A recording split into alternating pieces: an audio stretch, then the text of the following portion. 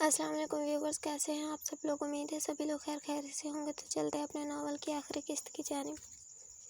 लेकिन जैसे ही उसके कमरे में दाखिल हुई, इसका हैरत और सदमे से मुंह खुल गया। हुरिया बेटा, ये अब क्या कर रही हैं? कुछ नहीं फूफो जानी, बस पैकिंग कर रही थी। चेहरे पर नरम मुस्कुराहट सजाए सजाए वो गोया हुई, मगर कल ही तो तुम आई हो, फिर इतनी जल्दी। नगीन को जहाँ तक समझ आ रहा था, इसकी वापसी की असल वजह अरहाम का रवैया है, मगर वो नहीं चाहती थी कि हुरिया अभी जाए। कितने महीनों बाद तो इस घर में रौनक लगी है। फूफो, मैं यहाँ यूनी की छुट्टियाँ गुजारने आई थी, मगर डैड ने कोर्स में एडमिशन करवा दिया है, तो मुझे जाना पड़ेगा। तफसील देते हुए वो नजरें चुरा रही थी। मतलब साफ था कि वो झूठ बोल रही है। हुरिया अरहाम आजकल बहुत टेंशन में रहता है, इसीलिए किसी से ज़्यादा बात नहीं करता। तुम इसके रवैये को दिल पर न लो। नहीं फूफो, ऐसी कोई बात नहीं है। मैंने बताया ना कि मैं किसी वजह से जा रही हूँ। मुझे आपसे या किसी से भी कोई शिकायत नहीं है। मैं भाई को फ़ोन करके तुम्हें यहाँ रुकने का बोल सकती हूँ, वो मेरी बात कभी नहीं टालेंगे। नहीं फूफो, ऐसी कोई बात नहीं है। उन्होंने मुझे फोर्स नहीं किया। वो दरअसल मैं खुद चाहती थी मैं कोई कोर्स कर लूँ, इससे स्टडी में काफ़ी हेल्प मिलेगी। वो सर झुका गई जैसे कोई जुर्म किया हो। नगीन का शक यकीन में बदला। कमरे से बाहर खड़े अरहाम के दिल को किसी ने मुट्ठी में लिया। जानता था ये सब उसके रवैये की वजह से हो रहा है। हुरिया को अपनी सेल्फ रिस्पेक्ट बहुत प्यारी थी, और यहाँ वो इसीलिए आई थी ताकि अफसरदा माहौल में कुछ खुशियों के पल बखेर सके। मगर अरहाम के रवैये ने इसका हौसला तोड़ दिया। कहने को चाहे आज तक इसने अरहाम के लिए अपनी पसंदीदगी का इजहार नहीं किया था, मगर उसकी आंखों में मोहब्बत के जुगनू सिर्फ अरहाम के नाम पर ही जगमगाते थे। अपने गुस्से में वो हुरिया को नाराज कर बैठा था। नगीन दिल बर्दाश्त होकर खामोशी से चली गई। आखिरकार गलती इन्हीं की बेटी थी और क्या पता हुरिया को रोक भी ले। फिर अगर दोबारा अरहाम ने इस तरह का रवैया रवा रखा, तो वो अपने भाई को क्या मुंह दिखाएंगी। माँ के जाते ही वो तेजी से हुरिया के कमरे में दाखिल हुआ। क्यों जा रही हो? वही पुराना चहकता अंदाज। एक पल के लिए तो वो हैरान रह गई। ताजुब से अरहाम के पुरसुकून चेहरे पर मुस्कुराती आंखों में देखा। कल सुबह और रात वाले बर्ताव याद आने पर इसके माथे पर कई बल पड़ गए। उसकी जात को सिरे से नज़रअंदाज किया और दोबारा अपने काम में मशगूल हो गई। अपना सामान आधा वो बांध चुकी थी, बाकी का आधा सलीके के बजाय बैग में ठूसने का काम सरअंजाम दे रही थी। ये भी उसकी नाराज़गी जाहिर करने का एक अंदाज था। सॉरी, वो बेबसी से गोया हुआ हुरिया के तेजी से चलते हाथों को ब्रेक लगी। भाई के साथ जो कुछ भी हुआ, उसके बाद बाबा साईं की हालत और हवेली के सुनसान होने की वजह मैंने भाभी माँ को मान लिया था। इसी वजह से माँ के सिवा बाकी सबके साथ मेरा रवैया इसी तरह सर्द हो गया था। ये सोच कर दिमाग शल होता जा रहा था, जिस भाभी माँ से भाई ने इस कदर मोहब्बत की, और इनके साथ ये सब कुछ कैसे कर सकती हैं। मगर आज भाई ने बताया उनके साथ जो कुछ भी हुआ, इसकी वजह भाभी कभी नहीं थी। दिमाग पर जितना भी बोझ था, आज इसे एक जुमले ने उतार दिया। तुम्हारे साथ अपने कल वाले रवैये की माफ़ी तलाफी करने आया हूँ, ताकि ज़मीर का बोझ हल्का हो सके। मैं आपसे नाराज़ नहीं हूँ, बस मुझे दुख हुआ। Again sorry. मेरी वजह से दोबारा तुम्हें कोई दुख या तकलीफ़ का सामना नहीं करना पड़ेगा। ये अरहाम शाह का अपनी होने वाली बीवी से वादा है। लफ्ज़ बीवी पर वो एकदम पलटी। खफकी से अरहाम को सख्त घूरी से नवाजा, मगर अरहाम यही क्या जो किसी की घुरियों का असर ले ले। इतना हैरान होने की ज़रूरत नहीं है, बस बहुत हो गया इंतज़ार। अब मैंने फ़ैसला कर लिया है कि भाई के पूरी तरह ठीक होने पर मैं इनसे हमारी शादी का जिक्र करूँगा। जितनी पढ़ाई करनी हुई मेरे पास आकर कर लेना। मैं जा रही हूँ। शर्म से सुर्ख चेहरा लिए वो बैग ज़मीन पर रख कर अपने साथ घसीटने लगी। अरहाम ने आगे बढ़कर बैग उठाया और इसके साथ कदम से कदम मिलाया। चाहता तो वो इसे रोक सकता था, क्योंकि हुरिया का इसकी बातों पर जवाब देना इस बात का सबूत था कि वो इसकी नाराज़गी भुला चुकी है। मगर फरगाम भाई ने बोला था हुरिया को घर भेज दो। न जाने आज क्या होने वाला था, जो फरगाम भाई ने इसके दिल में इस कदर सनसनी फैला दी थी। तैयार होकर आज पहली बार वो सर पर पगड़ी रख कर पंचायत के बजाय अपने बाबा साईं के कमरे की तरफ जा रहा था। ये ख़ानदानी पगड़ी वो अपने सर पर उस दिन रखता था जब वो किसी के लिए इंसाफ करने जा रहा हो, और आज इंसाफ के साथ साथ इसकी अपनी ज़िंदगी का भी सबसे बड़ा इम्तिहान था, क्योंकि आज उसके सामने कोई और नहीं बल्कि उसके बाबा साईं थे। मगर उसकी ज़िंदगी के रोज़मर्रा रिश्ते से पहले इंसाफ आता था, और आज उसे अपनी ज़िंदगी के इसी रूल को फॉलो करना था। दरवाजे के बाहर खड़े होकर चंद गहरे सांस भरे, शायद आने वाले वक्त के लिए खुद में दोबारा हिम्मत मजतमा कर रहा था। 2 उंगलियों से दस्तक दी। आ जाओ न कहा ज़्यादा आवाज़ इसके कानों से टकराई। इसका दिल एक बार फिर कमज़ोर पड़ने लगा। मगर फिर उस रात की गई माही की बातें याद आईं। जी कड़ा करके वो अंदर दाखिल हुआ। सामने ही बेड पर इसके बाबा साईं आंखें मूंद कर बैठ कुरान से टेक लगाए बैठे थे। हमेशा फरखान शाह से उड़ती मखसूस खुशबू महसूस कर वो यकदम चौंके। पहले पहल तो इसे अपनी नज़रों के सामने पाकर खुशी और हैरत की कोई इंतहा न रही, मगर अगले ही पल वो इससे नज़रें चुराने लगे। और यही बात फरखान के दिल में तीर की तरह चुभ गई। सच्चा इंसान कभी नज़रें नहीं चुराता। आज हम आपसे पूरे घर वालों की मौजूदगी में हर वो सच सुनना चाहते हैं जिसे आज तक हम अनजान रहे। जुल्म की वो दास्तान जो शायद आपकी वजह से किसी की ज़िंदगी में गहरा तूफान लाई है। हमें वो सच हर्फ ब हर्फ सुनना है। फरखान शाह के लहजे में आज कोई लचक ना थी। और सबसे बड़ी बात, आज वो मीर शाह को बाबा साईं नहीं बुला रहा था, क्योंकि जहाँ बात इंसाफ किया जाए वहाँ रिश्ते सख्त फैसलों को नाकाम बना देते हैं। दहलीज पर खड़े अरहाम और नगीन ने हैरत से फरगाम की तरफ देखा। इन दोनों की भी खुशी थी कि वो ठीक हो गया है, मगर जिस लहजे में वो मीशा से बात कर रहा था वो सबसे ज़्यादा हैरान कौन था। मीशा फरगाम शाह के लिए क्या है ये पूरा गांव जानता था, मगर आज ये लहजा क्यों कर। मीशा नज़रें झुकाकर कुछ पल न जाने क्या सोचते रहे। इन 8 महीनों ने इन पर यह तो बावर करवा दिया था कि वो कभी सच से छुप नहीं सकते, मगर अब वो फरगाम की नज़रों में खुद को गिरने से बचाने की हर मुमकिन कोशिश करना चाहते थे। इसीलिए उस दिन के बाद दोबारा उसके कमरे का रुख न किया। लेकिन आज फरगाम का बेलचक लहजा देखकर उनके अंदर की रही सही हिम्मत भी जवाब दे गई है। वो इस झूठ का बोझ और नहीं उठा सकते थे, इसीलिए आहिस्तगी से उठने की कोशिश की, मगर लड़खड़ा गए। फरगाम खामोशी से वहीं खड़ा उनका हाल देखता रहा और हमने आगे बढ़कर उन्हें सहारा दिया। जहाँ हम बोले वहाँ ले चले। नजरें झुकाए वो गोया हुए। आवाज़ में सदियों की थकन नुमाया थी। आहिस्ता आहिस्ता अरहाम उन्हें लिए हवेली को उस हिस्से की तरफ बढ़ने लगा जहाँ आज तक सबकी जाने पर पाबंदी थी। मगर हैरत की बात थी कि आज मीशा खुद सबको साथ लेकर उस हिस्से की जानिब बढ़ रहा था। नगीन ना समझी से सारी सिचुएशन को समझने की कोशिश कर रही थी, मगर आज शायद वो होने वाला था जो किसी के वहम गुमान में भी नहीं था। खुर्शीदा और किंजा जब सब घर वालों को हवेली के सुनसान हिस्से की तरफ बढ़ते देखा, तजस्सुस के मारे उन्होंने भी बाकी सब के पीछे पीछे कदम बढ़ाए। फरगाम शाह का दिल भी धड़क रहा था। सीने में धड़कता दिल मचल मचल कर सारे वहम गुमानों को गलत कर देने की ख्वाहिश कर रहा था। काश माही को कोई गलतफहमी हुई हो, काश ये सब झूठ हो। दीवार के सामने आकर बाकी सबको वहीं रुकने का बोलकर राहम के साथ उस कमरे में गए जहाँ से ये दीवार सरकाने का बटन था। जैसे ही दीवार अपनी जगह से सरकी तो सबके मारे हैरत के मुंह खुल गए। किसी के वहम गुमान में भी ये बात नहीं थी कि एक सादा सी दीवार के पीछे कुछ और भी हो सकता है। ये एक बहुत बड़ी राहदारी थी। यहाँ कई कमरे तामीर थे। इन सब पर तो ताले थे। मीशा के ताक़ुब में सब लोग आगे बढ़ने लगे। एक राहदारी में से थोड़ा आगे जाकर कई राहदारियाँ फट रही थी, मगर इन सबको इग्नोर कर सीधा चलते रहे। नगीन ने हैरत से हवेली के इस वीरान हिस्से को देखा। माथे पर पसीने की बूंदें चमकने लगी। दिल किसी अनजाने खदशे की गवाही दे रहा था। खुर्शीदा ने इस हिस्से को देखते ही नाक चढ़ाई। जैसे इस हिस्से में आकर इसे कुछ खास अच्छा न लगा हो। आखिरकार वो सब एक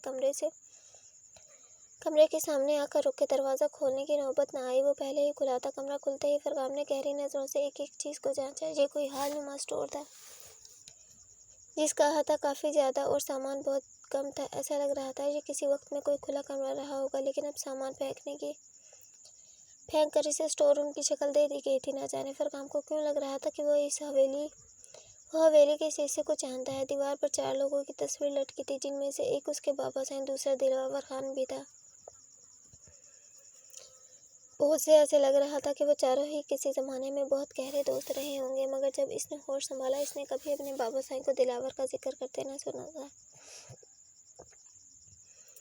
और फिर एक दिन बकौल अपने बाबा साईं से पता चला कि दिलावर खान उनका सबसे बड़ा दुश्मन है, जो हमेशा पीठ पर वार करता है। उस दिन के बाद दिलावर खान फरगाम का भी दुश्मन हो गया, क्योंकि मीशा का दुश्मन एक तरह से फरगाम का दुश्मन। पूरे कमरे में घूमती नजर जब फर्श पर जमे खून के सूखे धब्बों पर गई तो एक पल के लिए फरगाम शाह के वजूद में सनसनी दौड़ गई। अरहाम को वहीं रुकने का बोलकर मीशा बगैर किसी सहारे के उन धब्बों तक आया। सभी हैरत से सांस रोके मीशा की एक एक हरकत को नोट कर रहे थे। इन धब्बों के करीब वो खुद भी कोन पर चौकड़ी मारकर बैठ गया। सर हनोर झुकाता कपाता हाथ आहिस्ता आहिस्ता इस धब्बे पर आकर रुका। हम बहुत बुरे हैं, इतने बुरे कि हम खुद से भी नजरें नहीं मिला सकते। यहाँ जितने भी लोग मौजूद हैं, हम उन सबके गुनहगार हैं। फरगाम के, नगीन के, अरहाम के, दिलावर के, माही के तो सबसे ज़्यादा। हम जानते हैं हमारे गुनाहों की कोई माफ़ी नहीं है, इसीलिए आज तक झूठी इज़्ज़त शान शौकत का भरम कायम किए रखा। मगर हमें खुशी है हमारी औलाद हमारे जैसी नहीं है। और हो भी क्यों? फरगाम की माँ ने बोला था उनका बेटा भले मेरे साथ रहे, वो हमेशा अपनी माँ के नक्शे कदम पर चलेगा। और वैसा ही हुआ। वो अपनी माँ के एक एक नक्शे कदम पर चलने लगा और हम दिन ब दिन इसके इंसाफ को लेकर संजीदगी देखकर डरने लगे।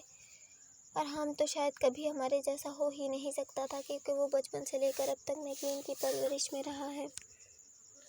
पापा साईं, ये आप क्या बोल रहे हैं? मुझे कुछ समझ नहीं आ रहा। आराम नासमझी से गोया हुआ, मगर फरगाम खामोशी से इनके लफ्ज़ों पर गौर कर रहा था। बताता हूँ। मीशा की थकी आवाज़ सबके कानों से टकराई और उन्होंने आहिस्ता आहिस्ता माजी के हर राज से पर्दा उठाना शुरू कर दिया। आज से 15 साल पहले हम 3 दोस्त थे, मैं, दिलावर खान, कबीर खान। हम तीनों की दोस्ती बहुत गहरी थी। जहाँ जहाँ लोग हमें जानते थे, वहाँ वहाँ हमारी दोस्ती की मिसाल दी जाती थी। कबीर खान ने शहर में अपनी पसंद से शादी कर रखी थी, मगर इसको बिजनेस में काफ़ी लॉस आया था, तो वो अपनी बीवी के साथ हमारे गाँव आ गया। यहाँ एक अच्छा सा घर खरीद कर वो भी मेरे इस गाँव का हिस्सा बन गया। मैंने इसे हवेली में हमारे साथ रुकने का बोला, मगर वो बहुत खुददार था। गाँव में मेरे सिवा इनका कोई न था, मगर इसकी बीवी ने गांव में अच्छी जान पहचान बना ली थी। गांव की औरतें इसे डिज़ाइनिंग वाले कपड़े सिलवा लेती, बच्चे इसके पास ट्यूशन और कुरान पढ़ लेते। यहाँ तक कि अम्मा गफूरा ने उसे अपनी बेटी बना लिया। एक दिन मैंने कबीर को अपने घर खाने की दावत दी और वो अपनी बेटी बीवी के संग हमारी हवेली आ पहुँचा। उस दिन इसकी बीवी की खूबसूरती देखकर मेरा दिल बेईमान हो गया। वो इस कदर खूबसूरत थी कि इससे ज़्यादा खूबसूरत लड़की मैंने अपनी ज़िंदगी में नहीं देखी थी। मेरा ईमान डगमगाया, नफ्स की ख्वाहिश सर चढ़ कर बोलने लगी। मैंने बहुत कोशिश की अपने दोस्त से गद्दारी ना करूं, मगर उसका हुस्न मेरे सर चढ़ कर बोलने लगा। सुबह शाम मुझे बस वही हर जगह नजर आने लगी। फिर एक दिन मेरी बर्दाश्त ख़त्म हो गई और मैं कबीर खान के घर जा पहुंचा। इस वक्त कबीर घर पर ना था। मैं अंदर गया। बातों बातों में मुझे मालूम हुआ कबीर और उसकी शादी पसंद की शादी थी और वे एक दूसरे से बहुत प्यार करते थे। इनकी एक बेटी थी जिसको उसने परी कहकर पुकारा था। शायद उसका नाम ही परी था। खैर, मुझे उस छोटी बच्ची से कुछ लेना देना नहीं था। मेरे लिए वो भी मेरे रास्ते का पत्थर ही थी। इस तरह किसी न किसी बहाने मैं इन सबको अपने घर बुलाता। इससे मुझे कबीर की बीवी को देखने का मौका मिल जाता, मगर आखिर कब तक मैं ऐसे ही दूर दूर से ही देखता रहता। मैंने सोचा मैं उससे शादी कर लूँ। वैसे भी शाह खानदान में 2 से 3 शादियों का रिवाज है, मगर इसके लिए भी उसका कबीर से अलग होना ज़रूरी था। एक दिन हम तीनों दोस्त डेरे पर जमा हुए। इस दिन कबीर का छोटा भाई शानी भी आया हुआ था। इसका असल नाम तो कुछ और ही था, मगर कबीर उसे शानी बुला रहा था और हमारे साथ भी इसने अपने भाई का तारुफ शानी नाम से ही करवाया था। सब में हंसी मजाक चलता रहा। हमने फ़ोटोज़ वगैरह बनवाए, क्योंकि शानी कुछ दिनों के लिए अपनी बीवी और बेटी के हमरा इन सब से मिलने आया था। इस दरमियान तुम्हारी माँ को ना जाने कैसे मुझ पर शक हो गया। औरत की छठी हिस्स बहुत तेज़ होती है। शायद उसे भी मेरे रवैये से बेवफाई की बू आने लगी थी। एक दिन दोबारा मैंने कबीर को अपने घर की दावत दी, मगर उस दिन कबीर अपनी बीवी को लाने के बजाय अपनी बेटी के साथ चला आया। मेरे अरमानों पर पानी फिर गया। खाने पीने के बाद मैंने उसे इसी कमरे में लाकर बिठाया। आज कुछ भी करके मैंने उससे बात करनी थी और आखिरकार मैंने उसे बोल दिया कि वो अपनी बीवी को तलाक दे दे। इस बात पर पहले तो वो शॉक्ड हो गया, फिर शायद उसे लगा कि मैं मजाक कर रहा हूँ, मगर जब मैंने दोबारा अपनी बात पर जोर दिया और इसकी बीवी से खुद शादी करने की ख्वाहिश जाहिर की, तो हर गैरतमंद मर्द की तरह इसका भी खून खोल उठा। उस दिन कबीर ने मुझे दोस्ती के नाम पर धब्बा और एक नफ्स परस्त इंसान बोल दिया, जिसे अपनी बीवी और बेटे की खुशियों का पास नहीं। इस दिन हमारा बहुत बड़ा झगड़ा हुआ और इस झगड़े में मैंने गन निकाल कर इस पर 3 गोलियां चला दी। कबीर की छोटी सी बेटी ने ये सारा मंजर देख लिया था। इस 4-5 साल की बच्ची से मुझे कोई खतरा तो ना था, मगर उस वक्त मेरे दिमाग पर इस कदर खून सवार था कि दिल चाहा कि मैं इसे भी मार दूं। वो अपने बाप के पास आकर ज़ारों की तार रो रही थी और इसे उठाने की कोशिश कर रही थी। मैं उसे मारने के इरादे से उसकी तरफ बढ़ा और शायद मैं इसे मार भी देता, मगर गोली की आवाज़ सुनकर तुम्हारी माँ इस कमरे में आ गई। उन्होंने मेरे हाथ में गन और कबीर को फर्श पर मुर्दा हालत में देख लिया इसके मुंह से चीखें निकल गई, मगर मुझे कोई फ़र्क नहीं पड़ा। मेरी अंगार पर आती आंखें सिर्फ उस लड़की पर जमी थी और तुम्हारी माँ शायद मेरा इरादा भांप गई थी, इसीलिए तीर की तेज़ी से उस बच्ची को उठाकर भाग गई। मैं इसके पीछे दौड़ा, मगर इसने बच्ची के साथ खुद को एक कमरे में कैद कर लिया। चाहता तो मैं दरवाज़ा तोड़ देता, मगर मुझ पर शैतान हावी था, जो मुझे बार बार कबीर की बीवी के पास जाने का बोल रहा था, क्योंकि मैंने हम दोनों के दरमियान सबसे बड़ी दीवार यानी उसके शौहर को मौत के घाट उतार दिया था। मैं अपनी गाड़ी लेकर कबीर के घर की तरफ गया, मगर उसकी बीवी वहाँ मौजूद नहीं थी। मोहल्ले के एक बच्चे से मालूम हुआ कि वो अम्मा गफूरा के पास गई है। मैं अम्मा गफूरा के घर की तरफ जाने लगा, मगर इत्तेफाक के तौर पर मुझे वो रास्ते में ही मिल गई। मैंने उनसे बोला कि कबीर को बहुत गहरी चोट लगी है और मैं इनको कबीर के पास ले जाने के लिए आया हूँ। वो हद दर्जा फिक्रमंद हुई। तेज़ी से मेरी गाड़ी में बैठकर वो मुझे ही गाड़ी तेज़ चलाने का बोलने लगी। इसकी आंखों से मुसलसल कबीर की फिक्रमंदी के आंसू बह रहे थे और मेरे तैश में और ज़्यादा इजाफा होता जा रहा था। मैं उसे अस्पताल के बजाय एक खंडहर में ले गया, जहाँ जाके मैंने उसके लिए अपनी पसंदीदगी के बारे में बताया और ये भी बताया कि मैं उससे शादी करना चाहता हूँ। मगर उसने मेरे मुंह पर थप्पड़ दे मारा, मीरशा को थप्पड़, जबकि मेरी तरफ लोग उंगली करने से पहले भी 1000 बार सोचते हैं। इसमें उस मीरशा को एक औरत ने थप्पड़ दे मारा। हवस तो पहले ही मेरे दिमाग पर सवार थी, अब अना भी आड़े आ गई। अपनी ताकत के गरूर में उसके साथ वहाँ खड़े खड़े सब लोगों की सांस साकत हो गई। रोम रोम समात बन गया। ये कैसे ना बर्दाश्त होने वाली तकलीफ दे सच था जो आज उन सब पर आश्कार हो रहे थे, और मैं वहाँ उसके साथ ज्यादती कर गया। इससे आगे नगीन में सुनने की सकत न बची थी। कदम लड़खड़ाए, शायद वो ज़मीन बोस भी होकर गिर जाती अगर हराम तेजी से उन्हें न थामता। फरगाम के भी जब्त से आंखें सुर्ख हो गईं। आगे बताएं। जब्त की इंतहा को छूते हुए उसने सख्त लहजे में दरियाफ्त किया। इस वक्त इसके सामने इसके बाबा सिंह के रूप में एक मुजरिम खड़ा था, जो किसी की जान के साथ साथ इज्जत का भी कातिल था। फिर मैंने वहीं रोती कुल्लाती छोड़ वापस हवेली चला आया, मगर कबीर की बीवी की बद्दुआएं मुसलसल मेरे कानों में गूंज रही थी। इसे मालूम पड़ गया था मैंने इसके शौहर का कत्ल कर दिया है। वो बोल रही थी कि उनके साथ ज्यादती करके मैं नहीं बच सकता। एक दिन मुझे मेरे गुनाहों की सज़ा ज़रूर मिलेगी। आज भले मेरा जुर्म किसी को नज़र नहीं आ रहा, मगर एक दिन इंसाफ ज़रूर होगा। यहाँ आकर मुझे पता चला कि तुम्हारी माँ कबीर की बेटी को उसके चचा के पास छोड़ आई है। मुझे उनके इस इक़दाम पर और ज़्यादा तैश आया, और तब मैं दिलावर के साथ शानी की तलाश में निकल गया। दिलावर को मालूम था शानी कहाँ है, क्योंकि इन दोनों में भी दिन ब दिन दोस्ती गहरी होती जा रही थी, मगर उसे ये नहीं मालूम था मैं क्या करने जा रहा हूँ। शानी को हम दोनों ने एक सुनसान सड़क किनारे घेर लिया। वहाँ मैंने शानी को बहुत मारा और गुस्से में मेरे मुंह से सारा सच भी निकल गया। दिलावर ने मुझे रोकने की और मेरे ऐसे रवैये की वजह जानने की बहुत कोशिश की, मगर मुझ पर एक जुनून सवार हो गया था। गाड़ी में शानी के साथ कोई बच्ची भी थी। मुझे लगा वो कबीर ही की बेटी है। जख्मी शानी को गाड़ी में डालकर मैंने उनकी गाड़ी का ब्रेक फेल कर दिया, और इस दिन मेरी और दिलावर की दोस्ती में भी दरार आ गई। इसने मुझसे बोलचाल बंद कर डाली, मगर मुझे फ़र्क नहीं पड़ा। ताकत के नशे में चूर ये सब कुछ करके जब मैं दोबारा घर वापस आया, तब तुम्हारी माँ ने अपना और तुम्हारा सामान बांध लिया था। उन्होंने फैसला कर लिया था कि वो तुम्हें मेरे सारे करतूत बताकर अपने साथ तुम्हारे नाना के यहाँ ही रखेंगी। मेरा खून खोल गया। मैं तुमसे बहुत प्यार करता था। तुम मेरी पहली औलाद है। मैं सोच भी नहीं सकता था मेरी औलाद मुझसे बदगुमान हो जाएगी। मैंने तुम्हारी माँ को ये सब करने से वार्न किया, मगर वो अपनी ज़िद की पक्की थी। मेरी किसी बात को खातिर में ना लाते हुए वो बैग उठाकर सीढ़ियों की तरफ बढ़ी। मेरे बार बार रोकने पर भी जब वो ना रुकी, तब मैंने उसे सीढ़ियों से नीचे धकेल दिया। पूरा सच बताकर वो फुट फुट कर रोती, जबकि फरगाम को अपने पैरों पर खड़े रहना मुश्किल तरीन अमल लगने लगा।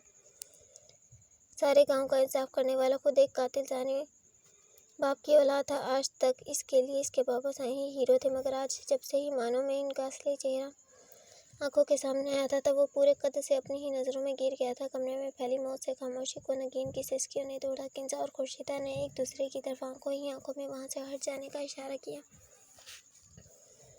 और अगले ही लम्हे वो दोनों बोतल के जिन की तरह वहाँ से गायब हो गए। किंजा के दादा वालों ने खुर्शीदा को कितनी ही बार किंजा को लेकर वहाँ आने का बोला था, मगर मीशा की हवेली की आशो इशरत छोड़कर भला कौन जाए, यही सोचकर वो आज तक यहीं टिकी थी। मगर अब मीशा का जो रूप सामने आया था, इसके बाद फरगाम अपने बाप के बारे में ज़रूर कोई सख्त फैसला कर डालेगा, और जब मीशा ना रहा तो अरहाम ने उनका जीना हराम कर देना है। वक्त का तकाजा यही था कि वे दोनों माँ बेटी अपनी जमा पूंजी लेकर यहाँ से 9 2 11 हो जाएं। और ऐसा ही हुआ। इनके पास जितना जेवर और कैश था वो सब समेटा, अच्छे और महंगे सूट, शूज़, ज्वेलरी, मेकअप उठाया, सब कुछ कार में लाद कर वो हवेली से इस तरह गायब हो गई जैसे गधे के सर से सींग।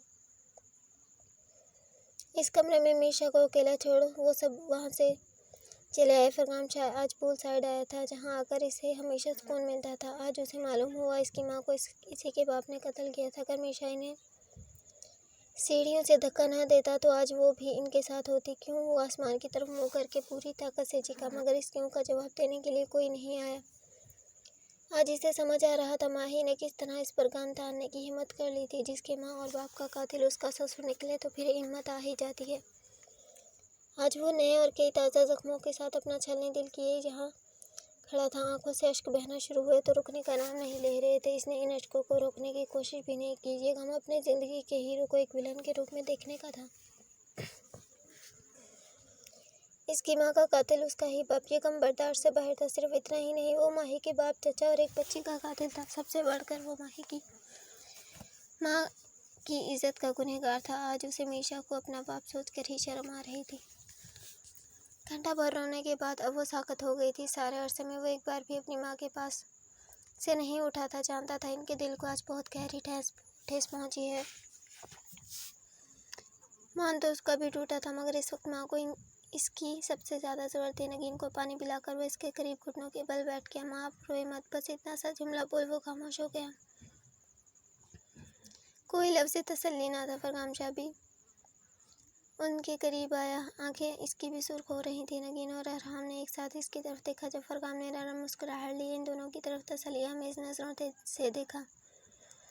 आंखों में नमी एक बार फिर फैली, जिसे वापस धकेल मुस्कुराहट बरकरार रखते हुए इसने दोनों बाजू फैलाए और लम्हे से पहले वो दोनों ही उसके कुशादा सीने से आ लगे। जहाँ नगीन दोबारा फूट फूट कर रोती, वहाँ अरहाम का भी ज़ब्त जवाब दे गया और वो भी बच्चों की तरह फूट फूट कर रोने लगा। फरगाम की आंखों से भी दर्द के आंसू निकले। इन सबसे दूर खड़े मीशा ने दुख भरी नज़रों से इन तीनों की तरफ देखा। एक वक्त था जब वो इन सब के दरमियान इज्जत व हाकमियत का दर्जा रखते थे, और आज ये वक्त आ गया है कि वो इन सब के दुख, दर्द, तकलीफ, आंसू की वजह बन गए थे।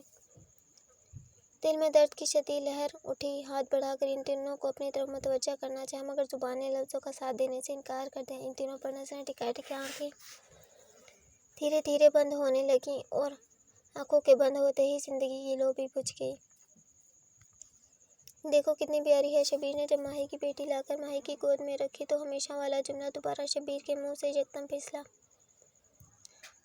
हालांकि वो जानता था मीशा के खानदान का खून है, मगर वो मासूम है, इनकी माही की बेटी। इस मासूम को देखकर इसे भी अपनी वो बेटी याद आई जो कार एक्सीडेंट में मारी गई थी। जिस दिन मीशा ने इसे मार मार कर गाड़ी में डालकर ब्रेक फेल किया था, उस दिन शब्बीर खान की बेटी उनके साथ थी।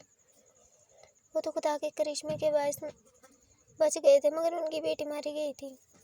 सानिया, माही की माँ के हाथों में भी हल्की हल्की जंबिश हुई। आंखों में नमी और चेहरे पर नरम मुस्कुराहट सजाई। वो अब ठीक होने लगी थी। इसी वजह से इनमें रोज़ बरोज़ कोई न कोई मस्बत तब्दीली देखने को मिलती थी, वरना जिस दिन वो इन्हें मिली तो इनका हाल पागलों जैसा था। बेपरवाह रोड पर भागे हुए वो ऐन इसके सामने गाड़ी से बुरी तरह टकराई। इतने सालों से शबीर इन्हें बेहिस होकर का देखते आ रहा था। डॉक्टर ने भी जवाब दे दिया था,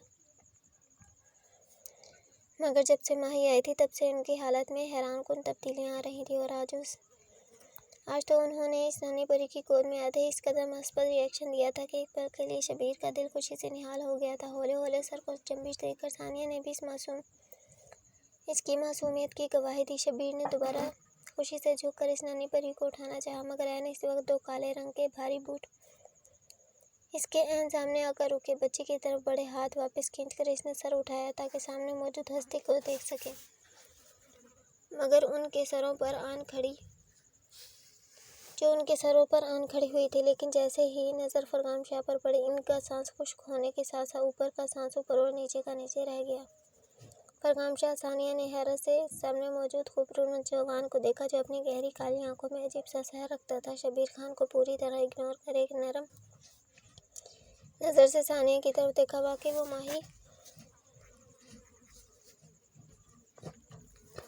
माही ने एक नक्कूश उनका ही चुराया था। इस उम्र में हज़ारों बीमारियां और दुख सहकर भी वो बहुत प्यारे थे, मगर इनकी हालत देखो, सबसे मुठ्ठियां भींच के। आखिरकार इस औरत के साथ भी तो इसके बाप की वजह से जुल्म हुआ था। आज उनकी ये हालत सिर्फ मीशा की वजह से थी। फरगाम शाह की ज़िंदगी में ये वक्त आ गया था, वो इनसे नजरें मिलाकर बात नहीं कर पा रहे थे, इसीलिए खामोशी से झुककर गुलाबी कंबल में लिपटे अपनी शहजादी को उठाया। एक अजीब सा सुकून और सरशारी रगो पैर में उतर गया। आंखों को ठंडक मिली। इसकी छोटी सी पेशानी को मोहब्बत से छूकर इसने अपनी बेटी को दोबारा सानिया की गोद में रखा। इनका ख्याल रखिएगा, मैं कुछ ही देर में वापस आता हूँ। सानिया ने हैरत से शब्बीर की तरफ देखा। इसकी आंखों में फरगाम की शख्सियत को लेकर जो सवाल पनप रहा था उसने समझते हुए भी इग्नोर कर डाला। अस्पताल में बैकग्राउंड से टेक लगाए वो आंखें बंद किए बैठी थी। आज उसकी डिलीवरी को पूरा 1 हफ्ता हो गया था। शब्बीर और सानिया को इसकी बेटी इतनी प्यारी हो गई थी कि वो एक पल के लिए भी इसे खुद से जुदा ना करते थे। कुछ माही की हालत का भी ध्यान था, इसी वजह से वो इस मासूम को अपने साथ ही रखते ताकि माही की बीमारी में ज़्यादा तकलीफ का सामना ना करना पड़े। चंद माही फरगाम की आवाज़ दोबारा इसके कानों में गूंजी। जिस आई आंखें बंद की कि वो जवाब को थी। फरगाम ने एक नज़र उसकी उजाड़ हालत की तरफ देखा। सबको सफ़ेद रंगत सर्द हो चुकी थी। गुलाबी होठों की रंगत और नज़ाकत कहीं खो गई थी। आंखों के गिर्द स्याह हल्के कमज़ोर वजूद वो इसे इन 8-9 महीनों में ही सदियों की बीमार लगी। हमारी बेटी बहुत खूबसूरत है। अच्छा, हमने अच्छे से नहीं देखा। उसे लफ्ज़ कँप-कँपाए हमेशा की तरह आँखें और दोबारा आंसुओं से लबरेज हो गईं। मगर क्यों? फरगाम शाह की हैरतज़दा आवाज़ इसके कानों से टकराई। हमें डर लगता है, उसको देखकर आपकी याद आती है। डर लगता है इन सवालों से जो वो हमसे आपके बारे में करेगी और हम जवाब ना दे पाएंगे। आपके साथ साथ हम इस मासूम के भी गुनहगार हैं। हमारे ज़मीर पर एक और बोझ पड़ गया। आपको अपने ज़मीर पर कोई बोझ ला देने की ज़रूरत नहीं है। आपने कुछ नहीं किया, हमने ही तो सब किया है। अपनी और अपनी बच्ची की बर्बादी अपने हाथों से लिख डाली। मगर हम क्या करते, बहुत मजबूर थे। हम जानते थे आपको गिल्ट फील करने की कोई ज़रूरत नहीं है। हमें आपसे कोई शिकवा नहीं है। मगर आप आंखें तो खोले। इस नफ़ी में ज़ोर ज़ोर से सर हिलाया नहीं। चाहे हम अपनी आंखें नहीं खोलेंगे। जब भी आंखें खोलते हैं आप हमारे पास से चले जाते हैं। नहीं, इस बार आप आंखें खोले, हम प्रॉमिस करते हैं। इस बार हम आपके सामने से नहीं जाएंगे। फरगाम को इसकी हालत पर हद दर्जा तरस आया। क्या हालत बना ली थी उसने अपनी। एक पल के लिए इसका रोना थम सा गया। दिल को जैसे यकीन सा नहीं आया। फिर भी अपनी तसल्ली के लिए आस्तिकी से नम आंखें खोलकर सामने देखा। वाकई इस बार फरगाम शाह का वजूद वहाँ से गायब नहीं हुआ, बल्कि कत्थई रंग के शलवार सूट में कांधों पर मखसूस चादर फैलाए भरपूर वजह समेटे हुए उसके सामने विराजमान था। बालों को हमेशा की तरह सलीके से बिठाया गया था, जबकि गहरी कारी आंखों से वही मोहब्बत झलक रही थी जो आज से पहले झलकती थी। एक पल के लिए तो माही को अपने दिमागी हालत पर शब्बा हुआ, कहीं इसका भ्रम रोज़ बरोज़ गहरा तो नहीं होता जा रहा। हैरत से मुंह खोले वो कई लम्हे जब तक फरगाम शाह के चेहरे की तरफ देखती रही। बेखुदी में हाथ बढ़ाकर इसके चेहरे को छूकर एक करंट सा इसकी बॉडी में दौड़ गया। वाकई फरगाम शाह इसके सामने जिंदा सलामत मौजूद था। आप सच में हमारे सामने जिंदा हैं। बेयकीनी में वो बस इतना ही बोल पाए। माही का हाथ पकड़कर अपने गाल पर रखा। खुद महसूस कर लें, हम आपके सामने जिंदा सलामत हैं। वो माही के आंखों में झांकने लगा, जहां अब कोई तासुर देखने को नहीं मिल रहा था। अचानक ही वो टूटी डाल की तरह बेजान होकर इसके सीने से आ लगी। मतलब साफ था, हमारी हैरत के दोबारा बेहोश हो गई है। फरगाम, शब्बीर खान की चीख पर वो चौंक उठा। फरगाम, वो दिलावर को ना जाने कैसे तुम्हारे जिंदा होने की भनक पड़ गई है। अभी भी वो तुम्हारी बच्ची को मुझसे छीन ले गया है। मैंने बहुत कोशिश की इसे रोकने की, मगर इसने मेरी एक नहीं सुनी। फिकर शब्बीर खान की के लफ्ज़ से आया थी। फरगाम का खून खोल गया। इसकी बेटी को दिलावर खान ने हाथ कैसे लगाया। सबको वहीं छोड़ गुस्से में तनफन करता वो अस्पताल से बाहर निकला है। आज पहली बार इसका रुख दिलावर खान के गांव की तरफ था। वजह सिर्फ इसकी बेटी थी, और वो इसकी बेटी को लेकर सिवाय अपने गांव की ओर कहीं नहीं जा सकता, क्योंकि इस पूरी दुनिया में फ़कत वही एक जगह थी जिसमें वो खुद को फरगाम शाह से महफूज पाता था। अरहम को फ़ोन कर उसने नगीन को माही के पास भेजने का बोलकर उसे अपने पीछे आने का बोला, और ख़ुद भी गाड़ी तेज़ी से ड्राइव करने लगा। आप होश में आने पर जैसे ही इसने नगीन को अपने सामने पाया, हैरत से बस यही लफ्ज़ मुंह से निकाल पाए। मगर इस बार हैरत ज़्यादा ना हुई, क्योंकि कुछ देर पहले वो फरगाम को अपने रूबरू देख चुकी थी। मगर नगीन की निगाहों में भी अपने लिए वही प्यार देखे एक बार फिर इसकी निगाहें झुक गईं। हमें माफ़ कर दें माँ, हम आपके भी गुनहगार हैं। हमारी शर्मिंदगी के वो नज़रें झुका गई। नगीन ने मुस्कुराकर उसके चेहरे पर और सर पर हाथ रखा। नहीं बेटा, तुम्हारी कोई गलती नहीं है। बस हर इंसान अपनी जगह मजबूर होता है। तुमने कुछ नहीं किया, ये हमें फरगाम ने बता दिया है। जो भी हादसा हुआ इसकी जिम्मेदार तुम नहीं बल्कि दिलावर खान था। फरगाम और अरहम ने नगीन को माही की गलतफहमी दूर करने का बोला था ताकि इसकी हालत में कुछ सुधार आ जाए। खुद को गुनाहगार मानकर इसने अपनी जो हालत बना रही थी वो देखकर सबका दिल दहल उठा था। नहीं माँ, हमने अपने हाथों से गोली चलाई थी। हमने अपने साईं को खुद अपने हाथों को इन के सामने कर वो एक बार फिर रो दी। जो गन तुमने पकड़ी थी असल में वो खाली थी, इसमें गोलियां नहीं थी। जो गोलियां नहीं होंगी तो फायर कहाँ से होगा? नगीन की बात पर वो शॉक्ड हो गई। क्या मतलब इसमें गोली नहीं थी? हमारी आंखों के सामने इन्हें गोली लगी, इनका इतना सारा खून निकला है, इनका सांस नहीं चल रहा था। हमने चाचा जी को बोला उनको अस्पताल ले जाना, मगर उन्होंने हमारी एक बात नहीं सुनी। वो एक बार फिर फूट फूट कर रो दी। हाँ बेटा, मैं आपकी हालत समझ रही हूँ, मगर आप मेरी बात तहम्मुल से सुने तो मैं आपको समझा सकूँगी। नगीन ने उसे चुप करवाने की कोशिश की। पानी का गिलास इसकी तरफ बढ़ाया जिसे पीकर वो कुछ पुरसुकून हुई।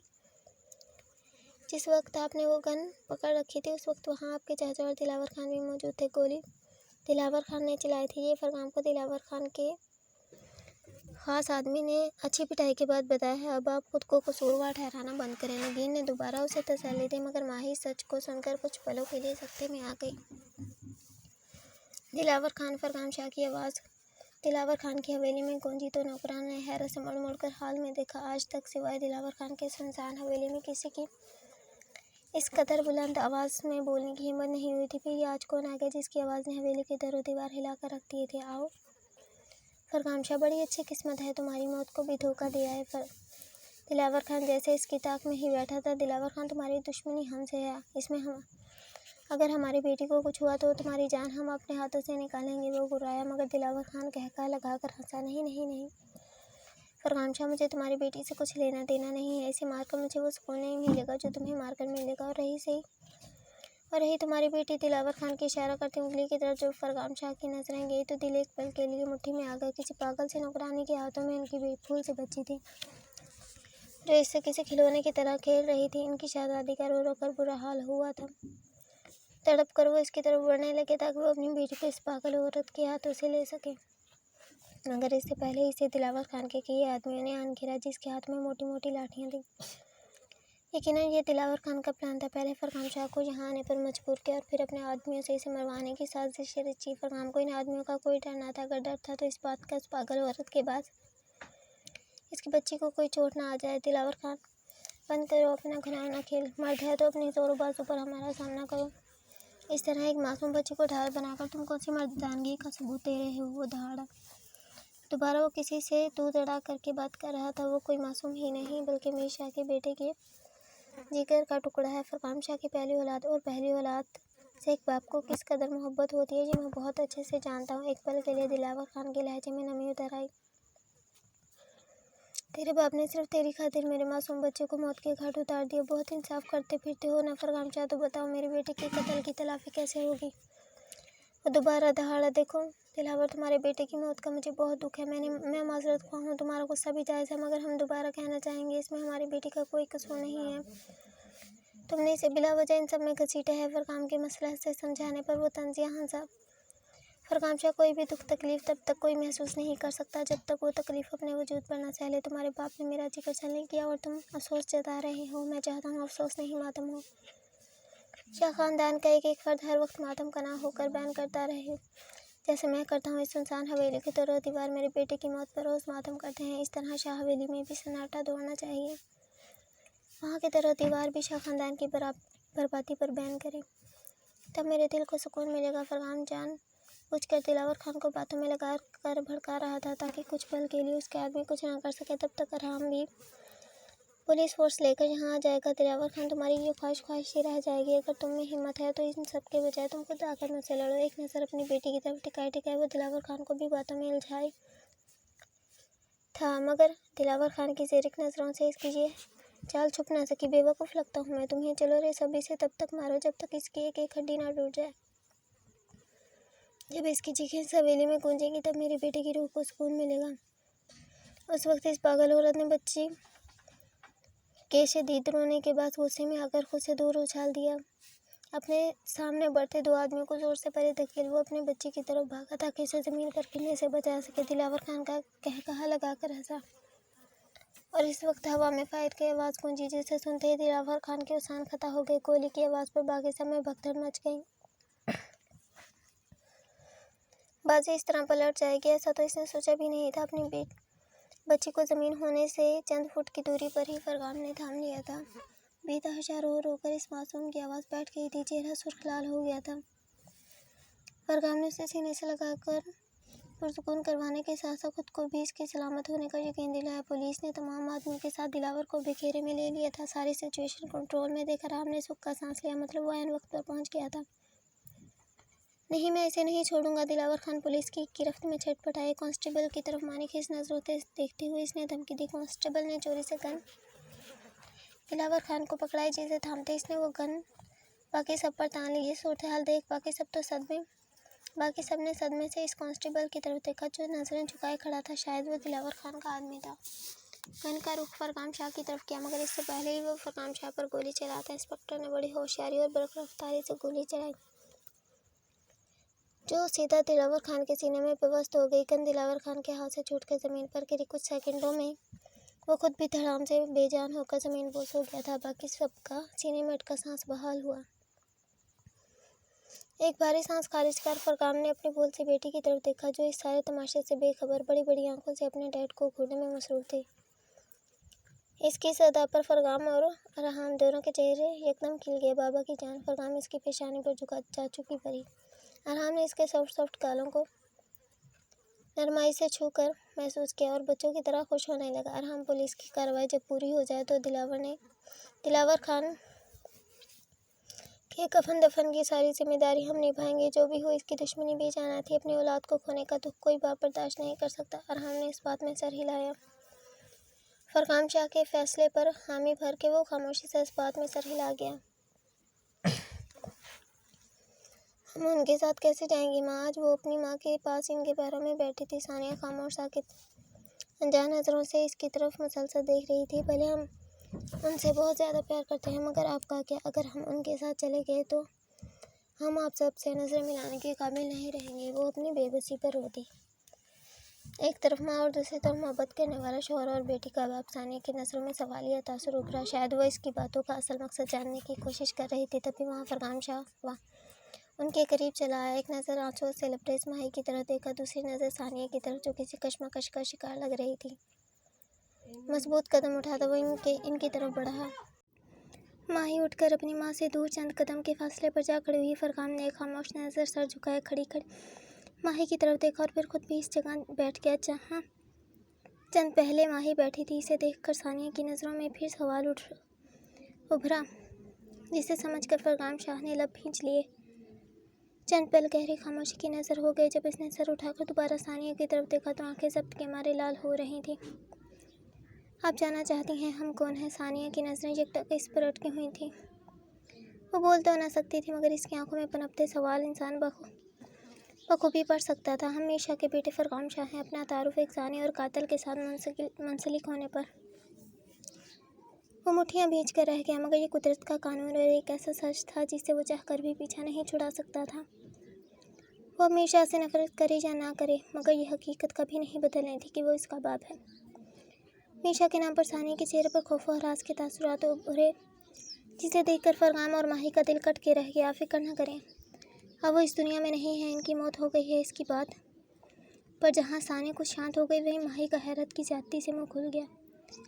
मीशा इस दुनिया में रह ही रहा। इस बात का जिक्र नगीन ने क्यों नहीं किया? हम आपकी बेटी के शौहर हैं। हम इससे बहुत मोहब्बत करते हैं। हमें आपके साथ हुई इन सब मुजालिम का अब पता चला, मगर आपकी बेटी के लिए हमारा प्यार उससे पहले बहुत पहले का है। हम इनसे जो मोहब्बत करते हैं वो लफ्ज़ों में बयान नहीं हो सकती, मगर इतना बता सकते हैं हम उनसे खुद की ज़ात से ज़्यादा मोहब्बत करते हैं। हमारी माँ ने हमेशा औरत की इज़्ज़त करने का दर्स सबसे पहले दिया। वो हमारी बीवी हमारी इज़्ज़त हैं और हम अपनी इज़्ज़त के लिए अपना आप कुर्बान कर सकते हैं, मगर इनके मान सम्मान को कभी ठेस पहुँचने नहीं देंगे। वो कुछ पल के लिए खामोश हुआ। हमने आज तक किसी के सामने हाथ नहीं फैलाए, मगर यहाँ आपसे अपनी बेटी और अपनी बीवी मांगने आए हैं, क्योंकि आप हमारी बीवी की माँ हैं तो हमारे लिए भी काबिल इज़्ज़त और माँ जैसी हैं। ये जानते हुए कि हम मीशा के बेटे हैं, तब आप हमारी बीवी और बेटी को ले जाने की इजाज़त देंगे, तभी हम यहाँ से उनको लेकर जाएंगे, क्योंकि आपकी इजाज़त के सिवा कुछ नहीं हो सकता। अगर आप इजाज़त नहीं देंगे तो हम यहाँ से खाली हाथ चले जाएंगे, मगर आपकी हुक्म अदूली नहीं करेंगे। लेकिन अगर आप चाहें तो हमारी झोली में हमारी छोटी सी दुनिया की खुशियाँ डाल सकती हैं। यकीन करें हम जी उठेंगे। प्लीज़ इल्तिजाइए गुलगुइस लहजा, आंखों में नमी लिए वो सरापाई सवाल था। सानिया ने नज़र उठाकर फरगाम के पीछे खड़ी अपनी बेटी की तरफ देखा, जो आंखों में नमी और वही इल्तिजा लिए इसके पीछे खड़ी थी, जो फरगाम की आंखों में मौजूद था। उन्होंने अपनी माँ की शादी ना होते देखी थी, ना इसे बड़े होते ख्वाहिशें करते देखा था, मगर आज किस्मत ने इन्हें मौका दिया था अपनी बेटी को उसकी सारी खुशियाँ वापस सौंपने का। फरगाम शाह की बातें उसके सच्चे जज्बों और मजबूत इरादों की अक्कासी कर रही थी। गहरी आंखों में अलकोरे का तमाने ने पिघला गया था। वैसे भी वो हर हालत में अपनी बेटी की खुशी चाहती थी।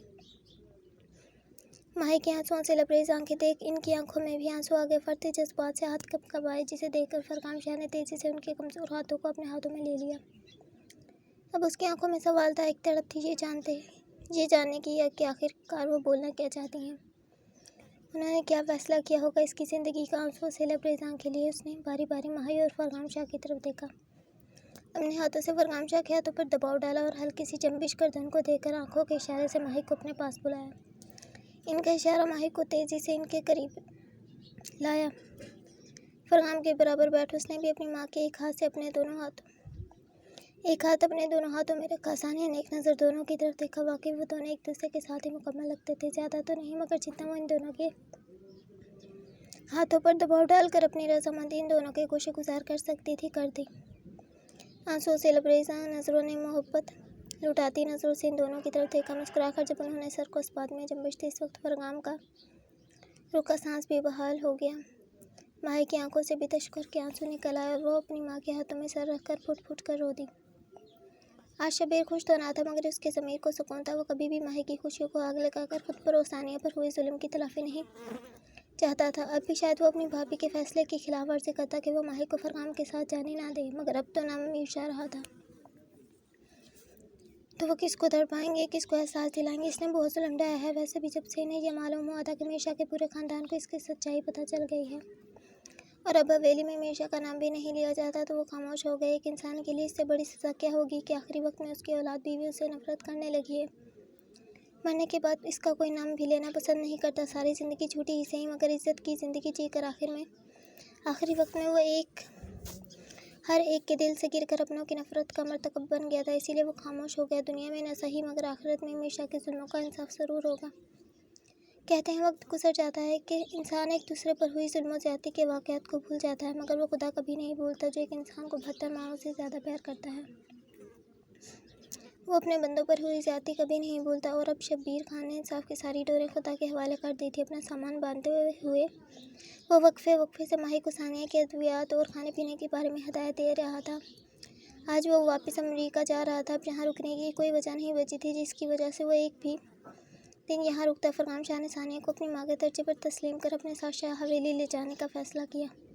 फिर माही ने भी अपनी माँ को अब बाकी की ज़िंदगी अपने साथ रखने की ख्वाहिश जाहिर की, तो वो खामोशी से इन सब के फ़ैसलों पर सर झुका गई। अच्छा बच्चों, तुम सब अपना ध्यान रखना। माही के सर पर हाथ रख वो अपना बैग उठाकर बाहर जाने लगे जब फरगाम शाह उसके रास्ते में आया। शब्बीर खान ने एक नज़र उसकी तरफ देखा और फिर खामोशी से दोबारा आगे बढ़ गया। अगर आपको ज़िंदगी में कभी भी मुश्किल पेश आए, तब एक बार फिर हमें याद ज़रूर कीजिएगा। फरगाम शाह की बात पर इसके आगे बढ़ते कदम वहीं थमके नहीं। मैं तुम सबसे किसी मदद की उम्मीद या ख्वाहिश नहीं रखता। बस तुम मेरी भतीजी और भाभी का ध्यान रखना, इससे ज़्यादा मुझे और कुछ नहीं चाहिए। बस इतनी सी बात बोलकर वो वहाँ से चले गए। फरगाम शाह ने एक भारी सांस हवा के सुपुर्द किया। वो जैसे ही कमरे में दाखिल हुआ, इनकी शहजादी के साथ खेलने में मसरूफ़ थी। क्या हुआ जन्मा ही जाना नहीं है कि आसपास कोई बैग ना देखी से तशवीश लाहक हुई। एकदम फरगाम की आवाज़ पर वो चौंक उठी। एक खामोश नज़र उस पर डाली और दोबारा निगाहें झुका ली। हम जानना चाहते हैं कि क्या आप हमसे गुस्सा हैं, नाराज़ हैं? आपके दिमाग में ये सवाल क्यों आया? हालांकि आप बखूबी जानती है जो कुछ भी हुआ उसमें आपका कोई कसूर नहीं था। वो इसके करीब बेड पर ही बैठ गया। नज़रें बखौर इसके कशमकश ओढ़े चेहरे पर जमी थी। आपने एक बार बोला था आप धोखा देने वालों को कभी माफ़ नहीं करते, और हमने ये भी बोला था कि आपको 7 गुण माफ़। बुद्धू बुद्धू बोला और माही को लाजवाब कर गया। कुछ पल के लिए वो खामोश सी हो गई। हम बहुत गिल्टी महसूस कर रहे हैं कि आपको एक बार भी हम पर गुस्सा नहीं आया, हमसे नफरत महसूस नहीं हुई। ना गुस्सा आया ना नफरत हुई, बस दुख हुआ था। लेकिन जिस दिन आपके इस कदम की वजह समझ आई, तब खुद से नफरत सी महसूस होने लगी। अपना वजूद बोझ सा लगने लगा, एक बहुत बड़ा बोझ जो ज़मीर पर आन ठहरा था। जिस दिन हमें सारी सच्चाई पता चली, गांव का सरपंच होने के नाते हमें इंसाफ करना था। फिर गुनाहगार चाहे हमारा बाप ही क्यों ना हो, हम इनको शायद इनके किए की सज़ा भी सुनाते, मगर अगले ही दिन इनकी मौत हो गई। वो अब इस दुनिया में और हमारी ज़िंदगी में नहीं है और शायद हमारे दिलों में भी अब उनकी कोई जगह नहीं है। इसीलिए हम उम्मीद करते हैं आइंदा आप भी इनका जिक्र दोबारा नहीं करेंगे, क्योंकि इनके जिक्र से हम दोनों की माँ को और खुद हमारे दिलों को ठेस पहुँचेगी। अब चलेंगे फिर अब भी आपको कुछ पूछना है। कुछ पल फरगाम के चेहरे को खामोशी से घूरने के बाद माही ने यकदम बच्चों की तरह अपने दोनों बाजू फरगाम की तरफ बढ़ाए। मतलब वो चलकर नहीं जाना चाहती। फरगाम उसे उठाकर ले जाए। पहली बार इसकी ऐसी फरमाइश पर फरगाम चाह की आंखें फैल गई। बदले में माही ने मासूमियत से आंखें पटपटाई। उसका ये मासूमियत भरा अंदाज फरगाम शाह के चेहरे पर दिलफरेब मुस्कुराहट बखेर गया। झुककर उसने अपनी बेटी को बाहों में भरकर माही की गोद में रखा और खुद दोबारा झुका, मगर इस बार उसने दोनों को एक साथ उठाया था। जहाँ इनकी शहजादी के चेहरे पर हैरत के तासुरात उभरे, वहीं माही का कहकहा बुलंद हुआ जो फरगाम शाह को अंदर तक सरशार कर गया। वेलकम होम भाभी। जैसे ही फरगाम शाह से लेकर हवेली में दाखिल हुआ, सब फैमिली मेम्बर्स ने दोनों का पुरजोश अंदाज में इस्तकबाल किया। सबसे पहले हुरिया आ गई। नगीन ने इसे दोबारा हवेली बुला लिया था, क्योंकि अब अरहाम और हुरिया की बात उन्होंने पक्की कर दी थी। बस मंगनी की रस्म फरगाम और माही के घराने पर तय पाई थी। सानिया भी इन सब के दरमियान चेहरे पर मुस्कुराहट सजाए मौजूद थी। अपनी माँ को खुश देख वो भी अंदर तक सरशार हो गई। अरहाम अपनी माँ के खिट बाजू हाइल किए खड़ा था, मगर नज़र वक्फे से भटक कर हुरिया के चेहरे पर जा ठहरती। इतने इंतज़ार के बाद आखिरकार इसकी बात भी बन ही गई थी और अब भाभी माँ के आने के बाद अपनी शादी की उम्मीद और ज़्यादा बंध गई थी। इसीलिए उसे वक्फे से निहारना वो अपना फ़र्ज़ समझ रहा था। नगीन ने सानिया से दोस्ती कर ली थी, क्योंकि वो इससे भी कहीं ज़्यादा वक्त की मारी थी। नगीन के पास तो अपना बेटा था और जब से मीरशा की सच्चाई बाहर आई थी, तब से फरगाम भी खुले लफ्ज़ों में इनसे मोहब्बत और फ़िक्र का इजहार करता था। मगर सानिया के पास तो कुछ भी ना था। शोहर मारा गया, इज्जत लूट ली गई, बेटी खुद से दूर कर दी गई, सेहत तंदुरुस्ती छीन गई और वो एक एक चीज़ के लिए दूसरों की मोहताज हो गई। इसके साथ भला किसी को क्या दुश्मनी हो सकती है। और वैसे भी नगीन को एक बहन और दोस्त की ज़रूरत थी, जो सानिया के रूप में खुदा ने उसे दे दी। उफ भाभी, ये कितनी क्यूट है। हुरिया ने इस नन्ही परी को अपनी गोद में लिया। इसका नाम क्या है भाई? बिना किसी की तरफ देखे वो एक एक से सवाल कर रही थी। अभी रखा ही नहीं। फरगाम शाह के जवाब पर वो हैरान हुई। वो 12 से 15 दिनों की होने वाली थी और अब तक इसका नाम नहीं रखा गया था। इसकी आंखों में कितनी कशिश है, क्यों ना हम इसका नाम कशिश रखें। हुरिया की नज़रें इसकी आंखों से हट ही नहीं रही थी, जिनमें अजीब सा सहर था। ये खासियत शायद इसे फरगाम शाह से मिली थी, क्योंकि इसके बाकी सभी नए नकुश तकरीबन माही से मिलते जुलते थे। वो बहुत प्यारा नाम है। पहला वोट अरहाम की तरफ से आया। हाँ, नाम वाकई प्यारा है। नगीन ने भी अरहाम की तायद की। साईं, वाकई में नाम बहुत प्यारा है, हम इनका नाम कशिश रख ले। माही ने फरगाम का बाजू पकड़कर हिलाया। हाँ, क्यों नहीं। नाम तो सच में प्यारा है, हमें भी बहुत पसंद आया और बाकी सबको भी अच्छा लग रहा है, तो हम अपनी शहजादी का नाम कशिश रखेंगे। फरगाम शाह के फैसले पर सभी के चेहरे मुस्कुराहट से खिल गया। अच्छा चलो, अब सब लोग अंदर आओ, या यहीं खड़े खड़े दिन गुजारना है। नगीन ने सबको डिपटा तो सभी एकदम चौंके। वाकई वो गेट के करीब खड़े ही गप्पे लगाने में मसरूफ़ थे। नगीन ने कशिश को अपनी बाहों में भरा और बाकी सबको अंदर आने का इशारा किया। इनका कितना अरमान था कि खुदा उनको भी एक बेटी दे, ताकि वो अपने दुख उसके साथ शेयर कर सके। बेटी तो नहीं, मगर आज अपनी पोती को बाहों में भर के उनकी यह हसरत जैसे मुकम्मल हो गई। ज़िंदगी में अब किसी चीज़ की तमन्ना बाकी नहीं रही थी। रात का ना जाने कौन सा पहर था। वो अपने कमरे की खिड़की में खड़ी मुसलसल चांद को तकी जा रही थी। कशिश झूले में लेटी ख्वाब खरगोश के मज़े लूट ले रही थी। माही के लब्बों पर मुस्कुराहट और आंखों में खुशियों के लाखों जुगनू पूरी आबोताब से जगमगा रहे थे। मोबाइल फ़ोन कान से लगाए वो फरगाम से बातें करने में मसरूफ़ थी। आज वो इसके साथ नहीं था, बल्कि आज वो डेरे पर ही रुक गया था। शायद कल पंचायत में कोई अहम फैसला करना था, मगर माही जाग रही थी। फरगाम के बगैर उसे नींद नहीं आती थी, इसीलिए जब भी वो रात के वक्त डेरे पर रुकता, वो सारी रात जाग कर गुजारती। अभी भी नींद उसकी आंखों से कोसों दूर थी। साईं, आप कब तक वापस आएंगे? अजान के वक्त आ जाएंगे। ऐसा कौन सा फैसला करना है जो आपको रात को भी काम कर रहे हैं? सुबह से आप वहीं हैं और रात को भी वापस ना आने का बोला है। वो खफा हुई। फरगाम शाह के चेहरे पर मुस्कुराहट बिखर आई। एक रात की ही बात है, आप जानते हैं हम आपके बगैर नहीं रह सकते। आप इतनी मोहब्बत करने इतनी मोहब्बत करने लग गया है हमारा चंद माही हमसे। हाँ, बहुत ज़्यादा। इजहार मोहब्बत करते हुए वो मुस्कुराए। चेहरे पर शर्म के आसार नुमाया था, जबकि फरगाम शाह का दिल गहराइयों तक सरशार हो गया। कल एक लड़की को इंसाफ दिलाना है, इसके साथ ज़्यादती हुई है और आप जानती हैं हम ज़्यादती करने वालों के साथ बिल्कुल रियायत नहीं करते। वो संजीदा हुआ। माही की मुस्कुराहट भी सिमट गई। हम समझ गए साईं, आप जब भी आएँ हम आपका इंतज़ार करेंगे और फैसला जितना भी सख्त हो, हम हमेशा आपकी डाल बनकर रहेंगे।